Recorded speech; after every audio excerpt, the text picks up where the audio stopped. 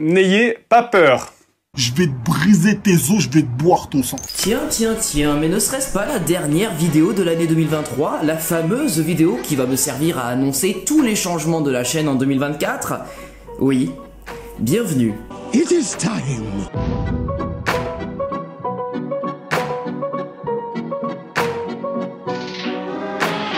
Imhotep à tous et à toutes fans de cinéma, c'est Esprit Z et bienvenue sur la chaîne du Cinéphage. Voilà, j'espère que vous avez profité de cette phrase parce que vous ne l'entendrez plus du tout.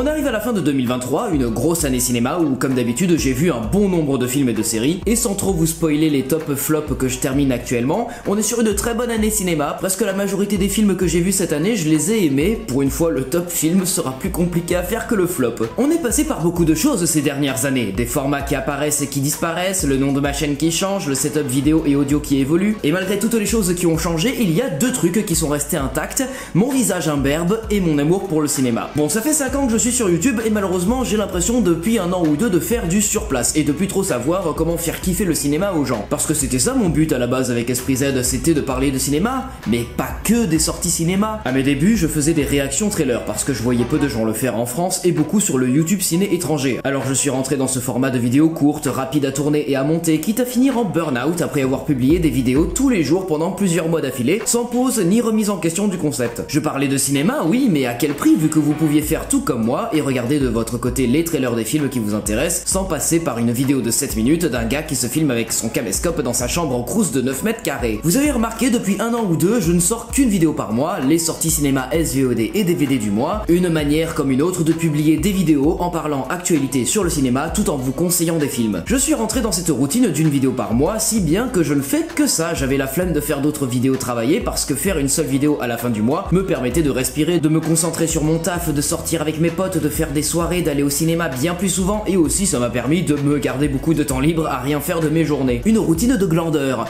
Mais j'ai pas envie d'être un glandeur, ça me fait chier, j'ai envie de parler de cinéma, j'ai envie de grandir, de prendre en maturité, de me professionnaliser, bien que YouTube ne sera jamais mon boulot principal. Et c'est donc avec cette idée en tête, il y a quelques mois, que j'ai commencé à réfléchir à une évolution de la chaîne et je suis très heureux de vous annoncer qu'après avoir pesé le pour et le contre de certains concepts sur lesquels j'ai bossé pour la chaîne ces derniers temps, je suis arrivé à trouver ce qui fera le renouveau de la chaîne.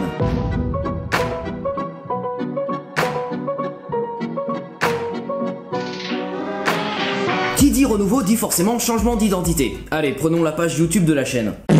Oh, qu'est-ce que c'est que ce truc là? C'est même plus une tuerie, c'est un massacre. Ok, rien ne va, il y a des trucs à changer et on va commencer par le nom. Ça fait 5 ans que je porte le nom d'Esprit Z, que j'ai renommé récemment Esprit Z, la chaîne du cinéphage. À la base, le Z c'était pour mon nom de famille et à la limite on aurait pu voir très loin et dire que c'est une ref au film de série Z ou bien une référence au cinéma de Rion-des-Landes qui est le village où j'ai passé toute ma primaire et mon collège et où j'ai pu développer le début de ma cinéphilie. Mais non, pour certains, le Z c'était parce que j'étais un fan de Zemmour, voilà. Si j'avais créé une chaîne YouTube consacrée au football et que je m'étais renommé Esprit Z, les gens n'auraient vu que Zemmour et ne se seraient pas posé la question, est-ce que le Z ne serait pas plutôt pour Zidane? Mais oui putain, mais bien sûr! Bref, dans mon idée de renouveau de la chaîne, c'est un nouveau moi, il fallait déjà que je change le nom, et j'avais plusieurs critères. Petit 1, mon pseudo devait contenir une partie ou l'entièreté de mon prénom, 2, mon pseudo devait contenir une référence au cinéma quoi que ce soit, et 3, mon pseudo devait être simple mais pas non plus classique pour pouvoir me démarquer des autres youtubeurs ciné. Mettre les mots clap, geek, ciné, fait son cinéma, c'était clairement à éviter,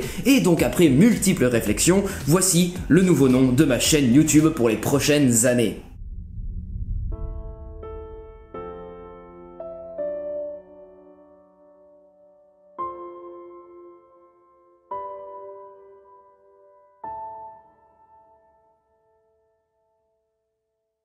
I love movies.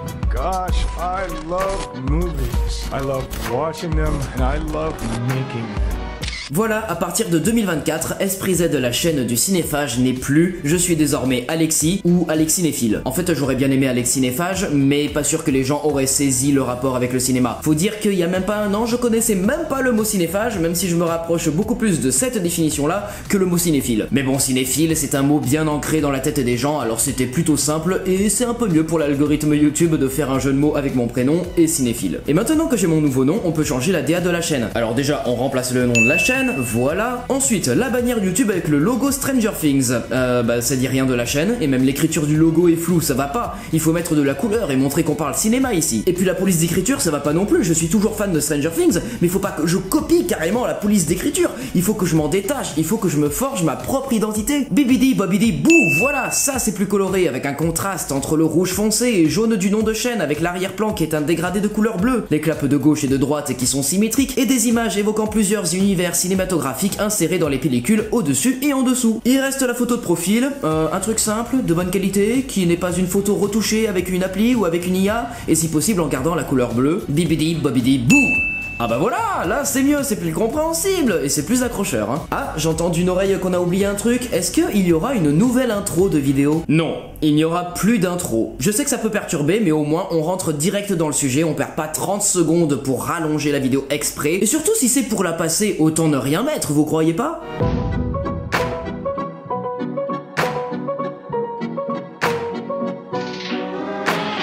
Bon, ça c'était la partie direction artistique, maintenant on va se concentrer sur du concret, sur le contenu, ce que vous attendez de savoir le plus dans cette vidéo. Alex Cinéphile sonne le renouveau de la chaîne, je ne peux pas me permettre de continuer seulement avec ce que je suis en train de faire. Il faut que je propose plus de contenu, plus régulièrement, avec un peu plus de réflexion au stade de l'écriture, et comme je l'ai dit, eh bien j'aimerais parler de cinéma, autrement qu'en vous donnant les sorties en salle. Alors voici ce que vous trouverez sur la chaîne en 2024.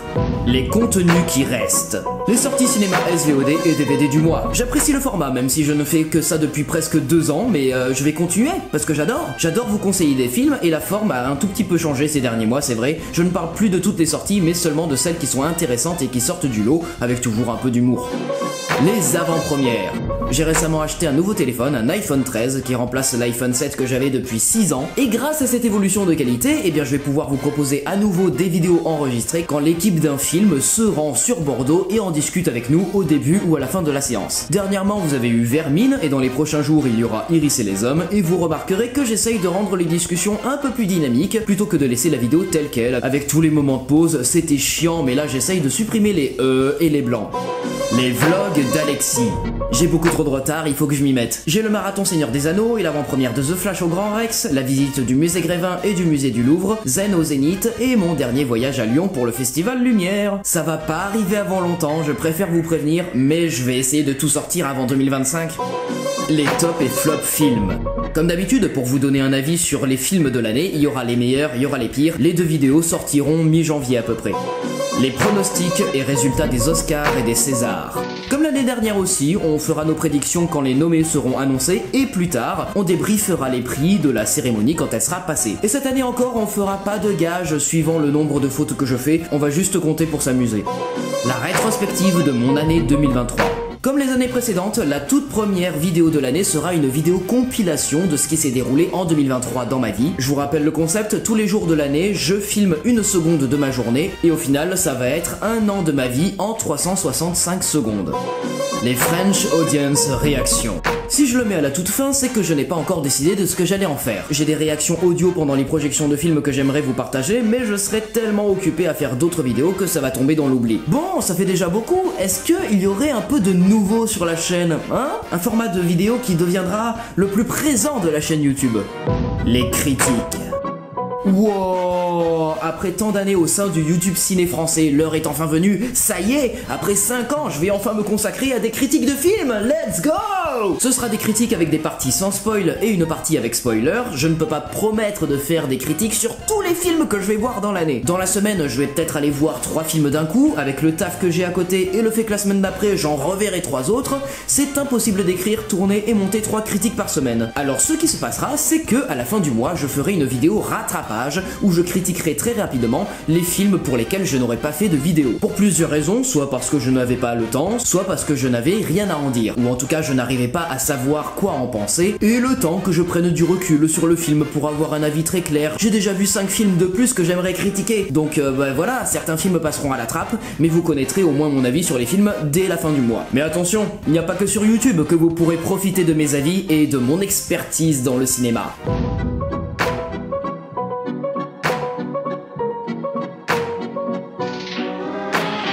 Ces derniers mois, j'ai beaucoup trop délaissé mes réseaux sociaux liés à la chaîne YouTube. Je suis tout le temps actif sur Insta, ça c'est sûr, parce que c'est mon compte perso et mon compte pro. J'utilise beaucoup Twitter pour avoir des infos et parfois discuter avec d'autres tweetos, mais je tweete pratiquement jamais. Et j'ai totalement laissé de côté Facebook, Discord, Twitch et TikTok. C'est quelque chose qui va changer en 2024 avec Alexis Néphile. Je serai beaucoup plus actif sur tous mes réseaux, Facebook, Twitter, Mastodon, Instagram, Threads, TikTok, Sens Critique et Letterboxd. J'en utiliserai certains pour donner des infos ou pour montrer ma vie et faire des conneries, noter les films que je regarde, donc quelque chose en plus des critiques YouTube, et vous aurez peut-être remarqué l'absence de Twitch et de Discord. Je ne ferai pas de live Twitch parce que je serai déjà occupé ailleurs, et si jamais je décide de faire des lives, ce sera des lives sur YouTube. Et sachez qu'en 2024, je fermerai le serveur Discord de Esprit Z parce que personne ne l'utilisait, et je m'inclus aussi parce que je suis très peu fan de Discord. Voilà, Esprit Z de la chaîne du cinéphage, c'est fini. 2024 sonne l'arrivée d'un nouveau moi, Alexis Néphile, qui débarque avec le format de vidéo critique de films comme principale activité, avec autour les sorties de films du mois, les vlogs, les avant-premières et d'autres vidéos événementielles sur le cinéma. Et ces nouvelles choses pour la nouvelle année s'accompagnent aussi d'un retour de l'utilisation de tous les réseaux sociaux que vous trouverez en description de chaque vidéo, comme les timecodes, les règles pour les commentaires et le matériel que j'utilise. J'ai très hâte de démarrer ce nouveau rythme qui va me changer de 2023, où je roupillais beaucoup, je croise les doigts pour tenir mes engagements, et on se retrouve l'année prochaine pour le début des festivités. Je vous souhaite une très bonne année en avance, c'est une fin de tournage, coupé.